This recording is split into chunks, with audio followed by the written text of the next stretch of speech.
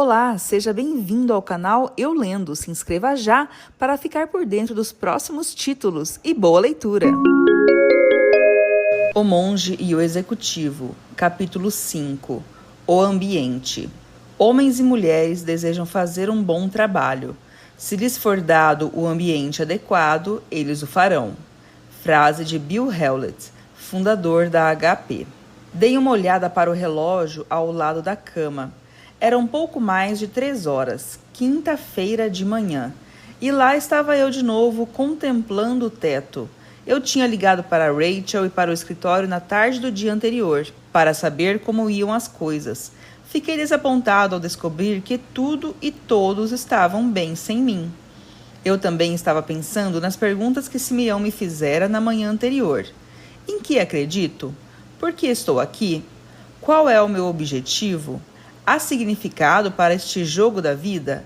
Não me veio qualquer resposta, apenas mais perguntas. Cheguei à capela 15 minutos mais cedo e fiquei orgulhoso de mim mesmo. Na realidade, eu conseguira chegar a uma reunião antes de Simeão. Ele sentou-se ao meu lado às 5 em ponto e baixou a cabeça, aparentemente rezando. Após 2 minutos, ele se virou para mim e perguntou: "O que você tem aprendido, John?" A discussão a respeito do amor foi interessante. Na verdade, eu nunca tinha pensado no amor como algo que fazemos para os outros. Sempre pensei no amor como algo que sentimos. Espero que ninguém me bata no trabalho quando eu disser que vou começar a amar todos. Simeão riu. Suas ações sempre falarão mais alto e serão muito mais importantes do que suas palavras, John. Lembre-se do comentário de Teresa, de que o amor é o que o amor faz. Mas que tal amar a mim mesmo, Simeão? O pastor da nossa igreja diz que devemos amar o próximo e a nós mesmos. Infelizmente, John, este versículo do Evangelho parece mal citado nos dias de hoje. O texto, de fato, diz: ame seu próximo como a si mesmo, e não a você mesmo. Há uma grande diferença. Quando Jesus nos diz para amar os outros como amamos a nós mesmos, ele não está simplesmente constatando que nós nos amamos. Ele está nos pedindo que amemos os outros do mesmo modo como nos amamos. O modo como eu me amo? Contestei. Puxa vida, há ocasiões, principalmente nos últimos tempos, em que não consigo suportar-me, quanto mais amar-me. Lembre-se, John, amar, ágape, é um verbo que descreve como nos comportamos e não como nos sentimos. Há ocasiões em que não gosto muito de mim também. Acredite, estes são sem dúvida meus melhores momentos. Embora eu não goste muito de mim num determinado momento, ainda continuo a me amar. Sabe como? Satisfazendo minhas necessidades. E, infelizmente, muitas vezes quero que minhas necessidades venham antes das necessidades dos outros, igual a um menino de 2 anos. Acho que a maioria de nós tem a tendência de querer vir em primeiro lugar, não é? Exato, John. Querer ser o primeiro é amar a nós mesmos. Colocar nosso próximo em primeiro lugar e estar atento às suas necessidades é amar nosso próximo. Pense em como perdoamos rapidamente as asneiras e absurdos que cometemos. Perdoamos as asneiras e absurdos de nosso próximo com a mesma rapidez? Você acha que também nos amamos muito mais rapidamente do que amamos os outros? Eu nunca tinha pensado nisso dessa maneira, Simeão, eu disse, meio perturbado. Se formos honestos com nós mesmos, teremos que admitir que às vezes nos deleitamos, mesmo que por um momento, com a infelicidade de nosso próximo, como as perdas de emprego, divórcio, casos extraconjugais e outros transtornos. Nós amamos verdadeiramente nosso próximo quando nos preocupamos com seu bem-estar da mesma forma como nos preocupamos com o nosso. Mas que tal amar a Deus? Eu perguntei. O pastor da minha igreja vive dizendo que devo amar a Deus, mas às vezes a vida me parece tão injusta que não sei se acredito que ele existe. Para minha surpresa, Simeão concordou comigo. Há ocasiões em que me aborreço com Deus e chego a não gostar muito dele. Em outras ocasiões, meu sistema de crença me parece bem aceitável. Tenho muitas perguntas e há coisas na vida que me parecem injustas, mas o que eu sinto tem pouco a ver com o meu amor por Deus e meu compromisso na relação com Ele. Mesmo quando me sinto mal ou em dúvida, ainda posso amá-lo sendo paciente, atento ao nosso relacionamento através da oração, sendo autêntico, respeitoso, honesto e mesmo perdoando. Posso fazer isso e faço, especialmente quando não tenho vontade. É minha forma de demonstrar o amor de compromisso. Permanecer fiel, embora minha fé possa estar fraca naquele momento. Alguns frades começaram a entrar em fila e tomar seus assentos. As últimas palavras de Simeão naquela manhã foram: o bom é que, quando estamos comprometidos com o amor a Deus e aos outros e continuamos a investir nesse sentido, comportamentos positivos acabarão produzindo sentimentos positivos, algo que os sociólogos chamam de praxis. Vamos falar mais sobre isso amanhã de manhã. Mesmo antes de o relógio terminar suas badaladas, Simeão anunciou: vamos mudar um pouco de assunto e falar sobre a importância de criar um ambiente saudável para as pessoas crescerem e terem sucesso. Eu gostaria de iniciar usando a metáfora de plantar um jardim. A natureza nos mostra com clareza a importância de se criar um ambiente saudável, se quisermos que o crescimento aconteça. Alguém aqui faz jardinagem? A treinadora abanou a mão. Eu tenho um lindo jardinzinho atrás do meu apartamento. Faço jardinagem há mais de 20 anos. Acho que tenho o dedo verde. Cris, se eu não soubesse nada sobre jardinagem, o que você me aconselharia para ter um jardim saudável? Ora, é simples. Eu diria a você para descobrir um pedaço de terra que recebesse muito sol e em seguida trabalhasse o solo para prepará-lo para o plantio. Depois você plantava as sementes, regava, adubava, livrava das pragas e capinava o jardim de tempos em tempos. Se eu fizer tudo o que você sugere, Cris, o que acontecerá? Bem, no tempo devido, você verá o crescimento das plantas e logo virão as flores e frutos. Simeão pressionou mais, perguntando: quando os frutos vierem, seria correto dizer que eu fiz o crescimento ocorrer? Claro, Cris respondeu impulsivamente. Então fez uma pausa e pensou melhor antes de acrescentar: bem, você não fez o crescimento ocorrer, mas ajudou. Isso mesmo, Simeão afirmou. Nós não fazemos as coisas crescerem na natureza. Nosso Criador ainda é o único que sabe como uma pequena semente plantada no solo se transforma em um grande e frondoso carvalho. O melhor que podemos fazer é criar as condições adequadas para que o crescimento se dê. Este princípio é especialmente verdadeiro em relação aos seres humanos. Alguém pode pensar em exemplos para ilustrar o que eu digo? Como enfermeira parteira, Kim contribuiu, posso afirmar que para que uma criança se desenvolva normalmente durante os 9 meses do período de gestação, é essencial um ambiente saudável dentro do útero. Se as condições não forem perfeitas, o bebê será abortado ou outras complicações poderão surgir. Meu companheiro de quarto falou a seguir: depois que nasce, a criança precisa de um ambiente amoroso e saudável para se desenvolver adequadamente. Lembro-me de ter lido a respeito de orfanatos onde os bebês eram literalmente postos em depósitos com pouco e algumas vezes nenhum contato humano. Vocês sabem o que acontece aos bebês privados de qualquer contato humano? Eles morrem, a enfermeira respondeu com suavidade. Isso mesmo, literalmente eles murcham e morrem, o pregador concordou. Depois de alguns momentos, a diretora disse: no sistema público, onde trabalho há muitos anos, você não sabe muito bem quais são as crianças que vêm de um ambiente hostil. Nossas prisões estão cheias de pessoas que cresceram em ambientes doentios. Estou convencida de que uma criação adequada dos filhos e um ambiente doméstico saudável são essenciais para uma sociedade saudável. E estou me convencendo cada vez mais de que a resposta ao crime tem pouca relação com a cadeira elétrica e muito mais com o que acontece em casa e na escola. No que se refere à importância de criar um ambiente saudável, estou completamente de acordo com você, Simeão.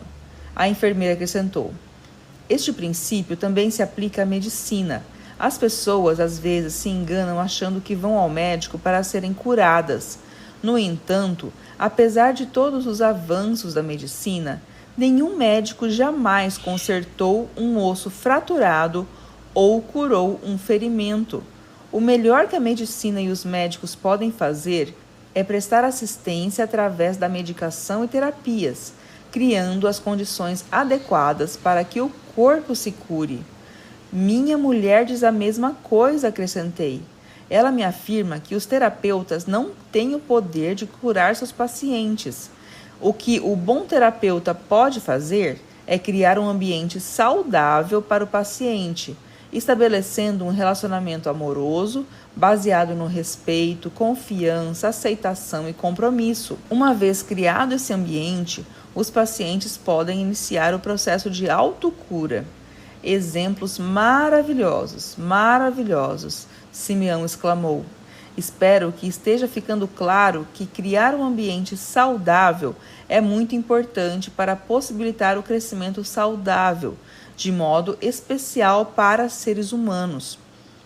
Eu venho usando a metáfora do jardim há muito tempo, com os mais variados grupos: família, empresa, exército, esportes, comunidade, igreja. Simplificando, penso em minha área de influência como um jardim que precisa de cuidados.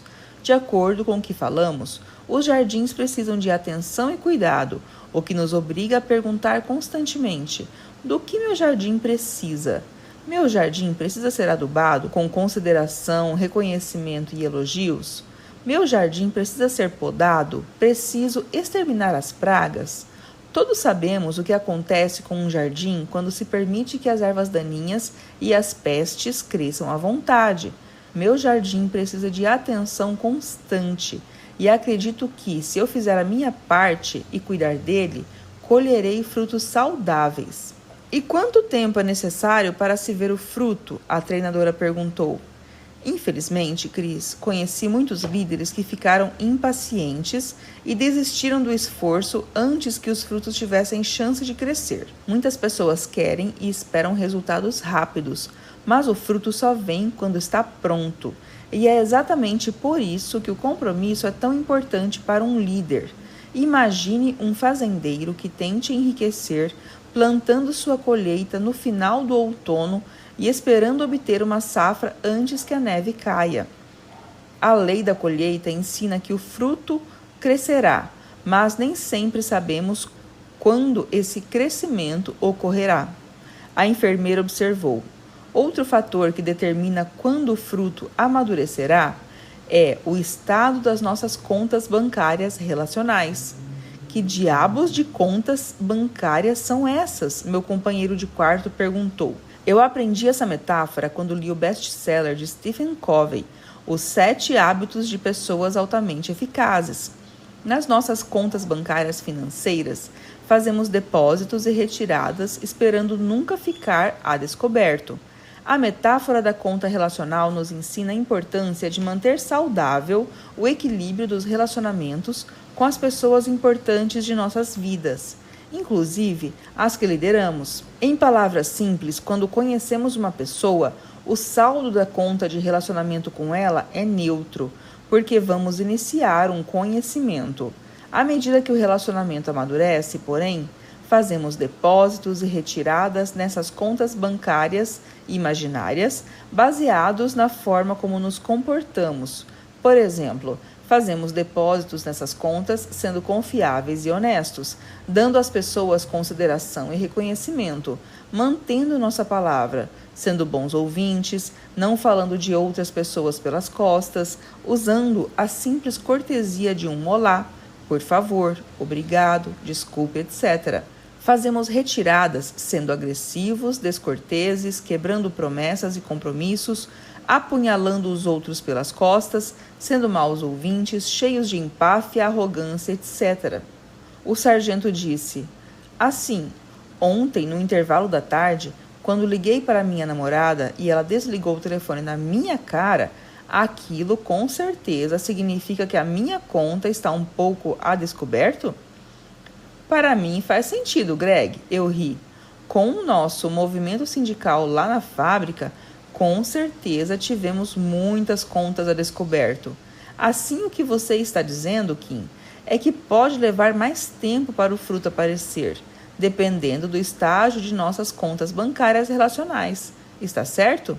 Acho que isso seria verdade para as pessoas com as quais já estabelecemos relacionamentos. Para os novatos, de um modo geral, temos um quadro em branco, a partir do qual podemos começar. Obrigado por outra linda metáfora que podemos usar aqui, Kim. Simeão agradeceu. Essa ideia da conta relacional também ilustra por que devemos elogiar as pessoas em público e nunca puni-las em público. Alguém sabe por quê? A diretora falou primeiro. Quando punimos uma pessoa publicamente, é óbvio que a envergonhamos na frente de seus amigos, o que é uma enorme retirada de nossa conta com essa pessoa. Mas, além disso, quando humilhamos alguém em público, também fazemos uma retirada da nossa própria conta relacional com todos aqueles que presenciam, porque chicotadas em público são constrangedoras e horríveis de presenciar, e as pessoas se perguntam: quando será a minha vez? Neste sentido, uma das formas mais eficientes de fazer retiradas relacionais é punir alguém publicamente. A treinadora acrescentou: acho que o mesmo princípio é verdadeiro quando elogiamos. Consideramos e reconhecemos alguém publicamente. Não apenas fazemos um depósito em nossa conta com a pessoa que elogiamos, mas também fazemos depósitos nas contas que temos com aqueles que observam. E como você disse antes, Simeão, todos estão sempre observando o que um líder faz. Isso mesmo, Cris. Tudo que o líder faz envia uma mensagem. Simeão respondeu. Em algum lugar do meu escritório tem um artigo e um levantamento interessantes que falam do autoconceito que as pessoas têm de si mesmas e por que as retiradas relacionais têm um custo tão alto. Vou ver se posso encontrá-los e compartilhá-los com vocês depois do intervalo do almoço. Era uma linda tarde de outono, por isso resolvi fazer um pequeno passeio pelo penhasco arenoso que corre paralelo à praia. O sol brilhava, a temperatura era de aproximadamente 15 graus e uma leve brisa soprava pelo lago. Esta seria a minha ideia de um dia perfeito, mas eu mal pude notar porque minha mente estava em conflito. Eu me sentia excitado com as informações que vinha recebendo e com a perspectiva de aplicar os princípios ao voltar para casa. Ao mesmo tempo, porém, eu me sentia deprimido e até perturbado quando refletia sobre meu comportamento anterior e a forma como estivera liderando os que estavam confiados aos meus cuidados. Como seria ter-me como chefe? Ter-me como marido? Ter-me como pai? Ter-me como treinador? Minhas respostas a essas perguntas só serviam para fazer-me sentir pior. Às 2 horas, Simeão disse muito animado: achei o artigo e o levantamento que lhes falei antes do almoço. Estavam num antigo número de Psychology Today e penso que vocês acharão interessante. O behaviorista que escreveu o artigo diz que não há uma relação uniforme entre os feedback positivo e negativo.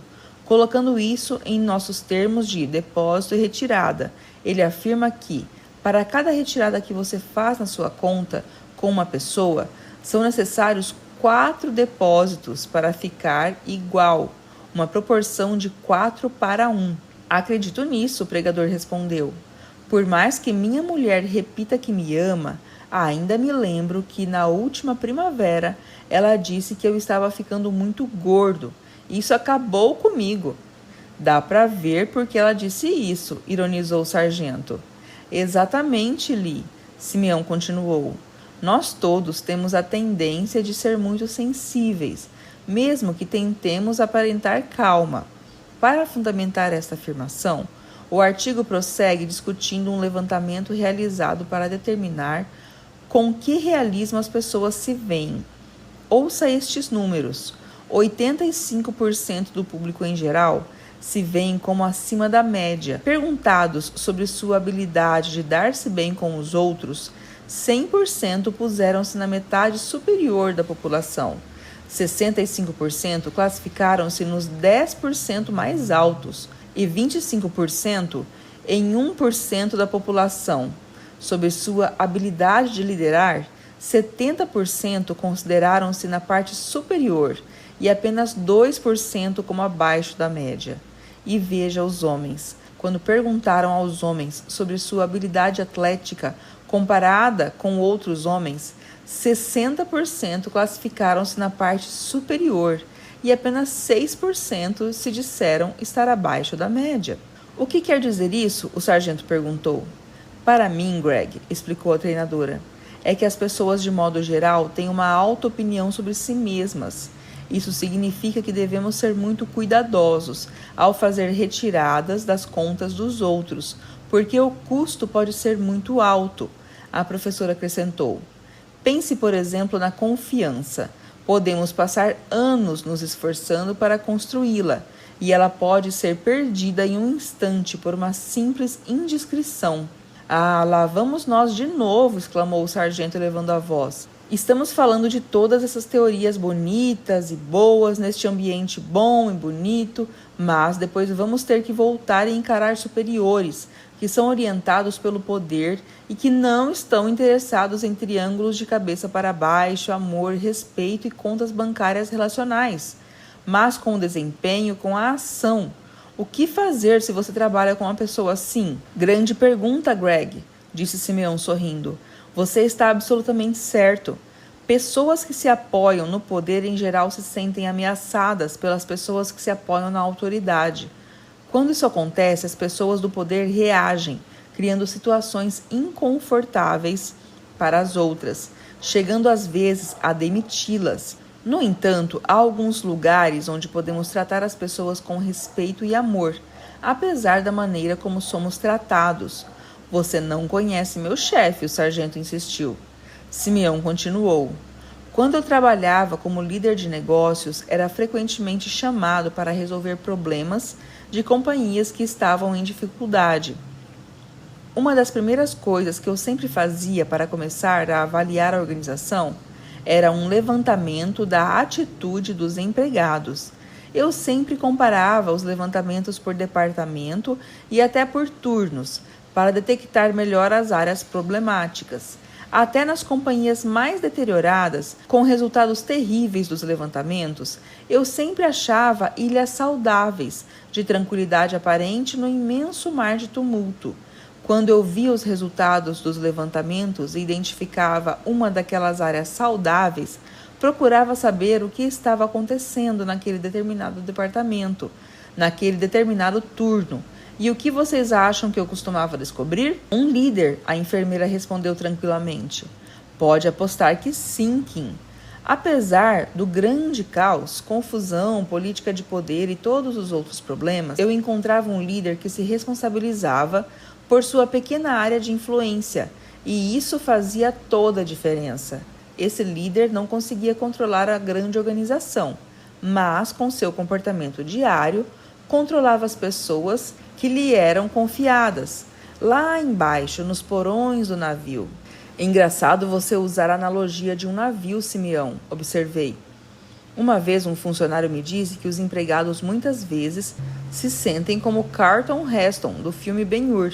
Lembra-se dele acorrentado àquele remo, remando ano após ano? Ele ouvia os sons dos furacões e dos navios colidindo, mas não tinha permissão para subir ao convés e apanhar ar fresco ou nadar no oceano. Havia aquela incessante batida do tambor do sujeito grande e suado para manter o ritmo das remadas. De qualquer modo, esse funcionário me disse que os trabalhadores muitas vezes se sentem do mesmo jeito. Eles estão lá embaixo, nos porões do navio, o dia todo e nunca sobem ao convés para saber o que está acontecendo com o navio. Quando o capitão grita que quer esquiar, o supervisor faz diminuir o ritmo da batida do tambor. E quando os tempos estão duros, o capitão grita que uns poucos têm que ser atirados ao mar para tornar o navio mais leve. É uma descrição triste. Meu companheiro de quarto acrescentou: tenho uma velha caneca de café onde está escrito: não é meu trabalho pilotar o navio. Nunca soprarei a corneta. Não é meu lugar dizer até onde o navio irá. Não tenho licença para ir ao convés, ou mesmo tocar o sino. Mas se esta coisa começar a afundar, olhe quem vai para o inferno. Que maravilha, falei. Preciso arranjar uma caneca dessas. Mas você sabe, mesmo que eu opte por comportar-me do jeito que estamos falando, ainda tenho 40 supervisores que podem não aderir. E eu não posso criar esse ambiente sem a ajuda deles. Mas de que jeito consigo que todos comprem a ideia, Simeão? É você quem estabelece as normas do comportamento deles, foi a resposta rápida de Simeão. Como líder, John, você é responsável pelo ambiente que existe em sua área de influência e delegaram-lhe poder para cumprir com sua responsabilidade. Portanto, você tem o poder de determinar o comportamento de seus supervisores. O que você quer dizer com estabelecer as normas do comportamento deles? Aleguei. Você não pode normatizar o comportamento de outra pessoa? Claro que pode, o sargento gritou. Nós fazemos isso o tempo todo no exército, e estou certo de que você faz isso com as pessoas em sua fábrica. Você tem políticas e procedimentos que todos devem seguir, não é? Você os faz usar o equipamento de segurança, comparecer ao trabalho numa determinada hora e seguir todas as espécies de códigos de conduta no emprego. Você e eu normatizamos o comportamento de nossos liderados o tempo todo. Eu detestava admitir que Greg estava certo, mas era claro que ele tinha razão. Se um funcionário do serviço de atendimento começasse a comportar-se mal com um cliente, seu emprego estaria em risco. Se os empregados não seguissem nossas regras, eles logo seriam ex-empregados. Nós normatizávamos o comportamento e colocávamos a obediência como condição para manter o emprego. De repente, eu me lembrei de outro exemplo de uma companhia que normatizava o comportamento. Meu pai, eu comecei, foi supervisor de primeira linha da fábrica de montagem da Ford, em Dearborn, durante mais de 30 anos. No início dos anos 1970, fui passar uma hora com ele num sábado pela manhã. Fiquei impressionado ao ver como as pessoas gritavam, xingavam e se zangavam umas com as outras. O lugar parecia uma selva e os supervisores humilhavam publicamente os empregados, sem qualquer condescendência ou hesitação. Parece meu local de trabalho, disse o sargento. Naquele momento, percebi que Greg não me irritava mais. Continuei. Mais tarde, um dos melhores amigos do meu pai, um supervisor, foi transferido para outra fábrica, que fazia parte de uma parceria entre a Mazda e a Ford.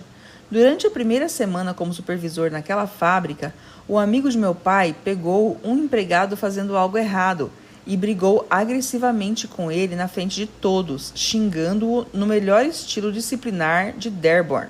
Infelizmente, para ele, seu gerente japonês presenciou o incidente e chamou-o à sua sala. Lembre-se, os japoneses são mestres em não perder a linha na frente dos outros. O gerente disse ao amigo do meu pai, com polidez e respeito, que ele estaria sendo advertido uma única vez por aquele tipo de comportamento. Disse-lhe que, se ouvisse ou ouvisse outra vez, comportando-se em público daquele modo, ele seria imediatamente demitido. Aquele supervisor se aposentou naquela fábrica 10 anos depois. Ele captou a mensagem. Acho que você poderia dizer, Simeão, que a Mazda tinha uma norma sobre comportamento. Exemplo maravilhoso, John, Simeão me disse. Mas é bom que vocês compreendam que não foi a Mazda que mudou o comportamento do seu supervisor. Ele mesmo mudou, porque recebeu a mensagem. Não podemos mudar ninguém. Lembre-se do sábio ditado dos alcoólicos anônimos. A única pessoa que você pode mudar é você mesmo.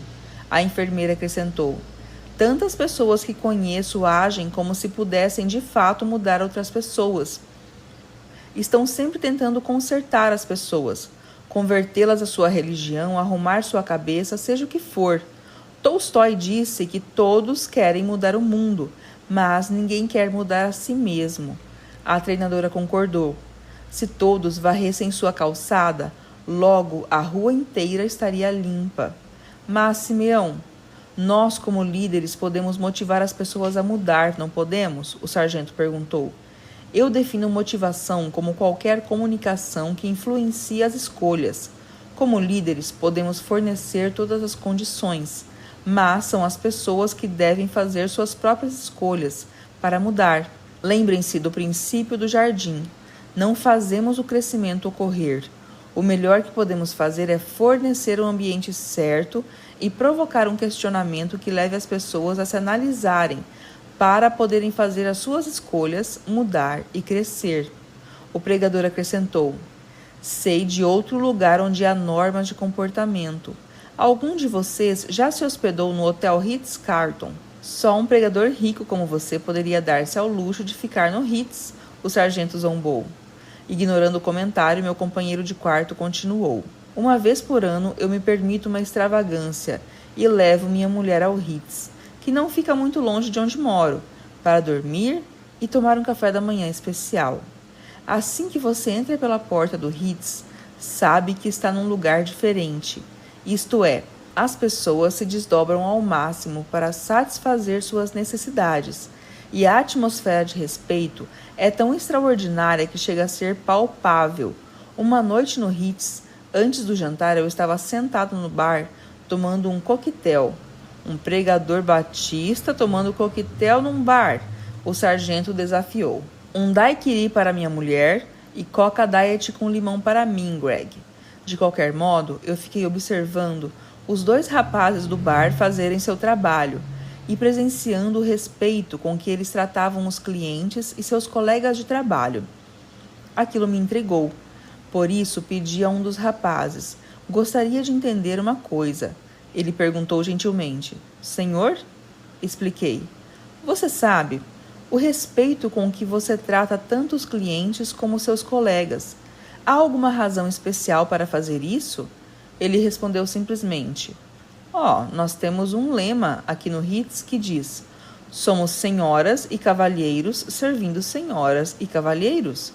Pedi que me explicasse melhor. Ele me olhou nos olhos e disse: quem não se comporta desse jeito não trabalha aqui. Agora o senhor entende? Eu ri e agradeci, dizendo que tinha compreendido.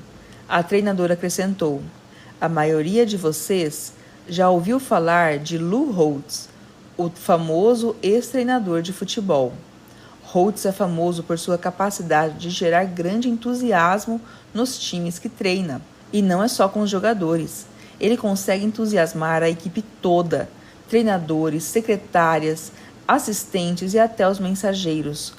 Conta-se que uma vez um repórter lhe perguntou: como você consegue ter todos tão entusiasmados em seu time? Lou Holtz respondeu: é muito simples, eu elimino os que não são. Essa e outras histórias você acompanha no canal Eu Lendo. Se inscreva e ative o sininho para acompanhar os novos capítulos. Até a próxima!